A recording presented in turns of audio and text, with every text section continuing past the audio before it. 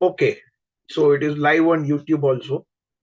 So we were discussing this. So uh, fine. Now what we are going to discuss is the whole concept of the. Okay, I'll share the book. 1 minute. I need to share the screen. Something problem.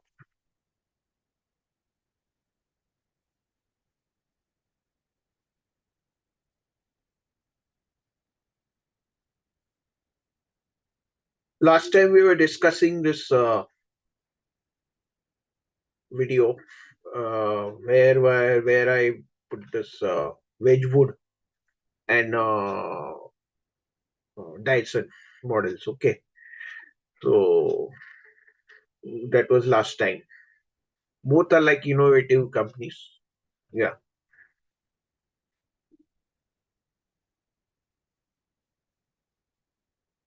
Okay. Now here this is activity differentiators. So what does it mean? Activity differentiators.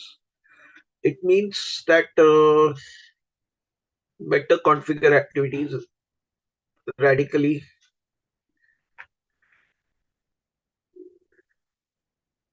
What what is happening here? I'm sorry. I will have to remove the mouse.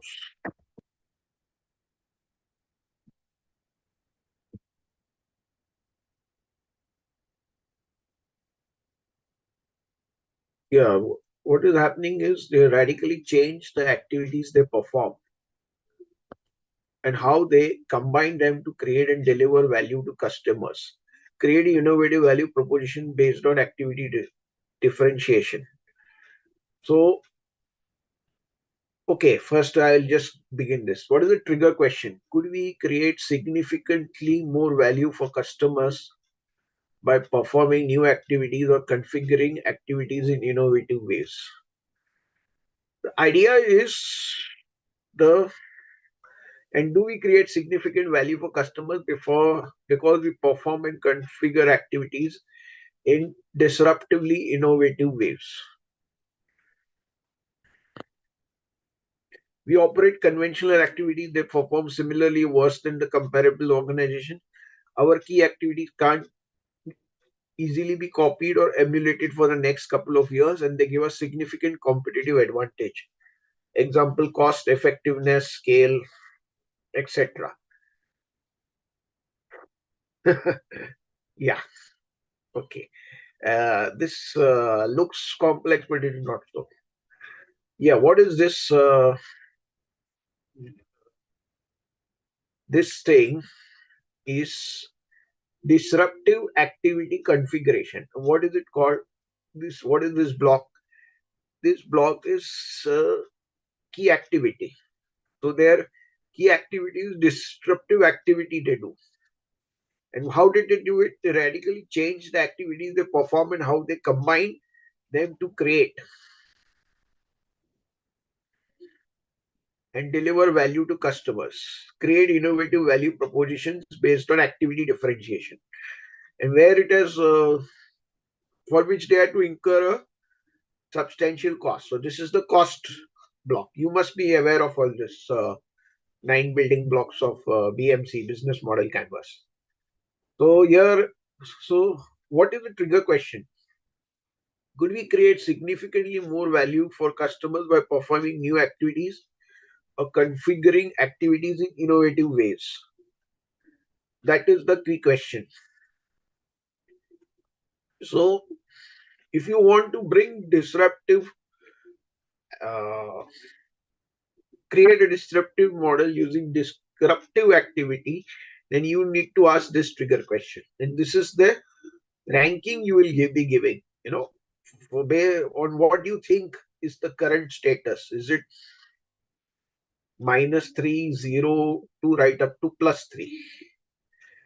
So here it can't easily be copied, and here it is. We just do nothing new, which it can be easily copied. No entry, yeah, no protection from it being copied. So we we got this activity differentiators. Now, one example I would like to give in the Indian context of, say, activity differentiator was, this Paytm introduced this sound box, where what happened was,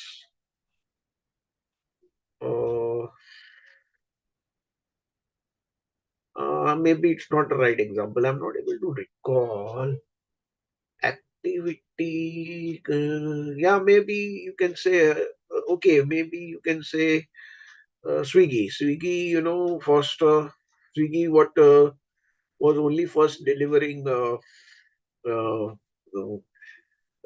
ready-made dishes from various restaurants. They had a tie-up with various restaurants.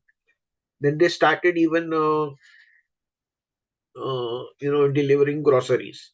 So Swiggy choose to they increase their activity. They put this disruptive activity because the you know ordering food from outside, you do it very occasionally, but for groceries, so you buy every now and then.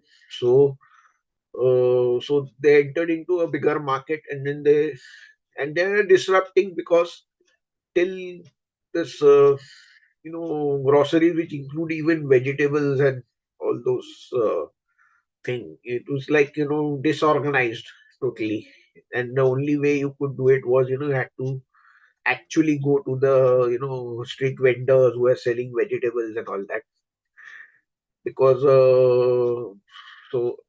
and or maybe, and then small grocers you had to go which were nearby, and that thing. So that was the whole idea, where it called the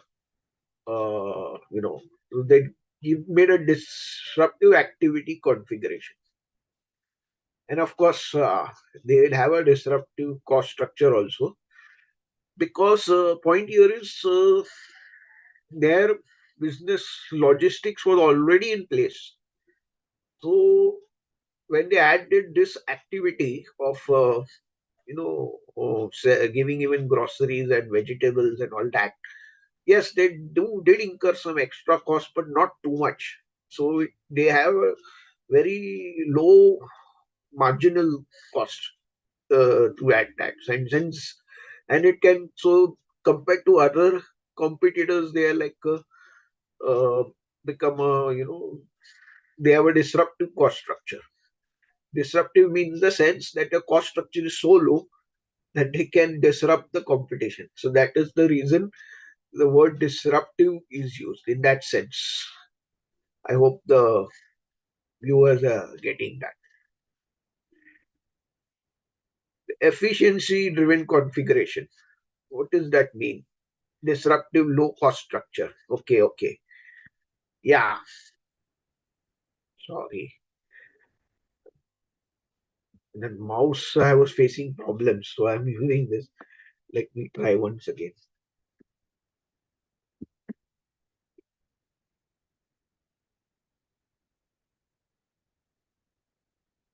Okay.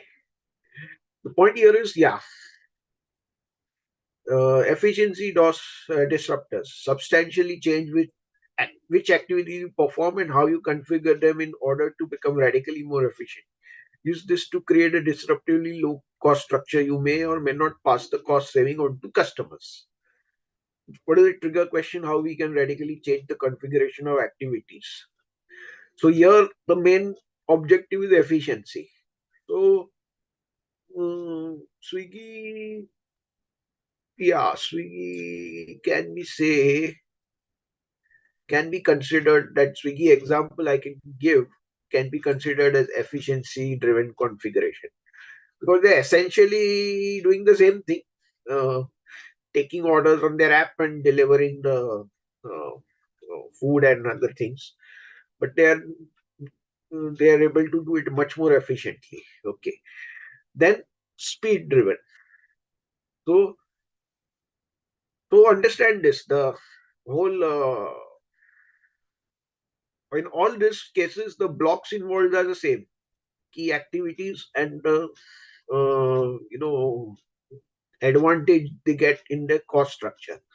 But the various these are the variants: variant one, variant two, variant three, and variant four. Okay, understand this. So, in the sense, you can say they are the same strategy, but having different ways about going through it. Okay, now speed driven activity configuration, time critical value proposition, speed based cost structure. Build radically new activity configuration focused on speed, create new time critical value proposition, and accelerate time to market. How might we put speed at the center of our activity configuration to develop new time critical value proposition? What it means is speed. Okay, now one example is Zara. You must be knowing that very famous Spanish retail chain. They are like so fast in bringing out the latest fashion that the what I can say is like they and at a very low cost. So they uh, they what you call overwhelm the competition. And point here is and so and at the same time they get a premium over those who just sell what do you call undifferentiated garments. So because they have still new fashion based garments, so they get a premium, but still they are much faster than what those designer houses and all are able to, or other big companies are able to bring it out in the market. So that is called speed driven activity configuration, speed based cost structure. So the speed makes a very big difference because they are able to uh, you know get the maximum advantage from the offtake of selling garments with the latest fashion. Sustainability driven configuration, sustainable value proposition, value based relationship, customer segment, impact based cost structure. Yeah, so as I said, these two are key blocks, huh? But it doesn't mean that only these two blocks are affected. They also come out here. They also, and this is represented by arrows. Okay, I will explain first. Let me read the text. Sustainability masters adjust activities such that they are environmentally friendly and positively impact society, even if may lead to higher costs. Cut out activities that hurt the planet and society while engaging in those that add benefits. How might we reconfigure our activities to have a positive environmental and social impact? Okay, so I knew one entrepreneur who used to make furniture from plastic waste. Then, of course, all some resins were added, but the main material was plastic waste. Then, then the what you call then there was this paver blocks are made from all this recycled waste, like plastic waste and all, which is not easily biodegradable. So it then there's one company, Tipwood, which makes wood substitute from jute fiber and polyester and resins and other things. So that is called sustainability driven configuration, impact based sustainable value proposition, value based relationship. So there will be a lot of people who will appreciate this feature of the product. So they may even pay some premium, but often the case is they the cost structure itself is not that high. So compared to the normal conventional, so in that they can charge premium. So the company can make more, revenue from the more contribution is available. Okay. So these are the some examples I given. The customer segment, yeah, customer segment is very important because if you're not addressing that customer segment which values the sustainability, uh, you know, yeah, values the sustainable aspect of the product, then you will fail. So it is value based relationship. So and then they communicate also. Their communication and all also needs to be of that time. So you not only have to target that those type of customers, but you also have to have your communication and all that aligned with this this kind of positioning. I would say you take that we are like maybe costlier than others, but we consider the sustainability and environment very seriously. So that is the reason we are like our products are sustainable. They do not harm the environment, and and then then automatically those people who value this kind of this thing, they will not mind to pay that little bit extra premium. Okay, build to order activity configuration. Earn before you build cost structure. Customize value proposition. Customer segment. Pay first, get later revenue stream. Okay, let me read the text. Configure products or services to match the exact specification of customers. Adjust activities such that they only go into motion when an order is received. Trigger question. How might we configure our activities to build to order and only start building after order confirmation and payment? Okay, you know, very long before Dell computers, they they when the PCs were newly introduced, they were the first one to give customized PCs. So on and online. So what they did, they gave a form where you had to enter your specifications, and then as soon as the specifications were come in, then only they took the assembly of the computer.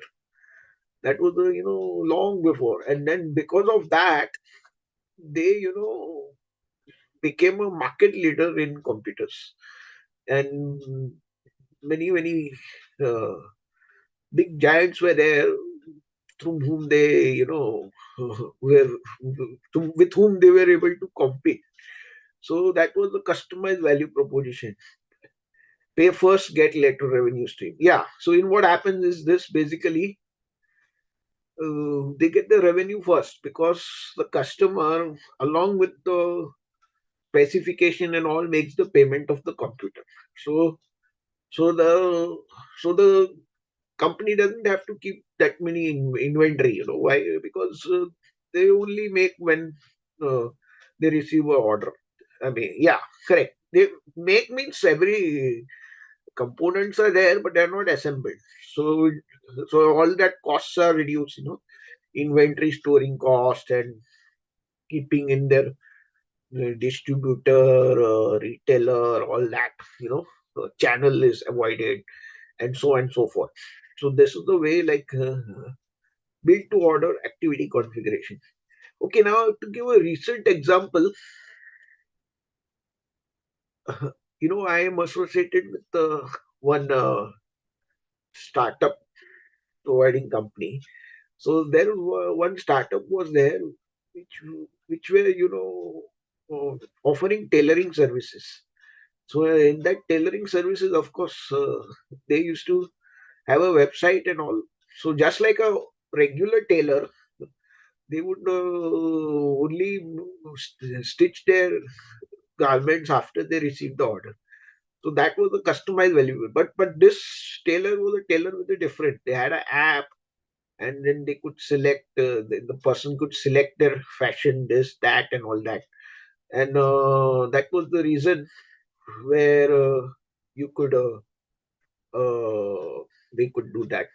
Okay, chalo, that was a small company, and so that is customized value proposition. But the point here is, That is, they could customize with scale. The point here is lot of or many self employed businesses USPs will customize it for you and all that. It is like, but the point here is you have to achieve mass customization. If if your customization comes at the expense of scale and volume, then it is no point, no? Because then you will generate very limited revenue and you won't be able to grow and all that.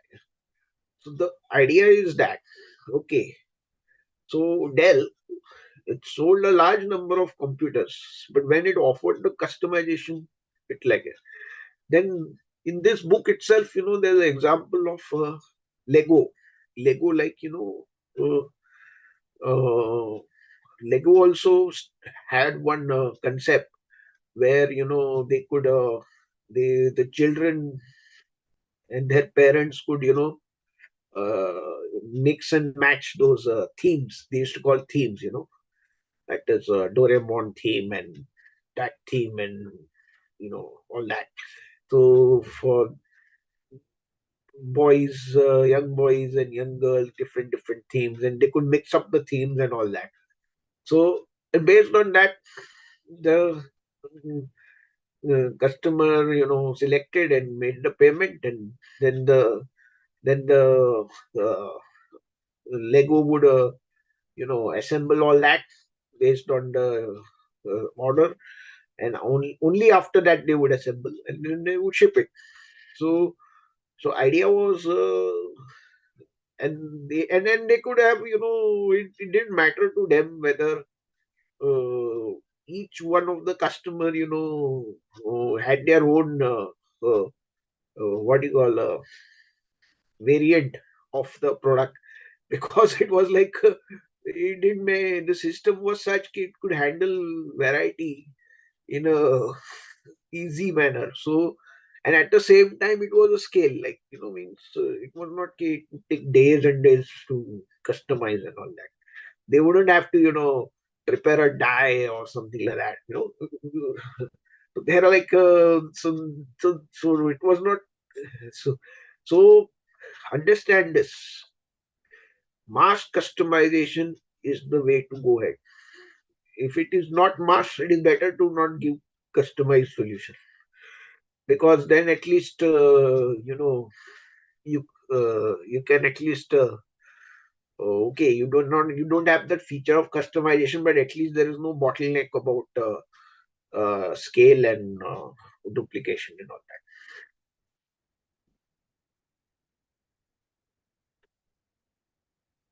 Now, okay, this Ford Model T and this I will take up later. So we have just stopped sharing. So we saw this how this activity differentiator and the four variants we gave that. I think there were four. One was I don't recall now. You can just check it up. That customization and cost structure, efficiency, and all that. So that's it. We will see you next time. Bye. I hope you enjoyed it. By the way, please do subscribe to my channel and give your likes. Okay, bye.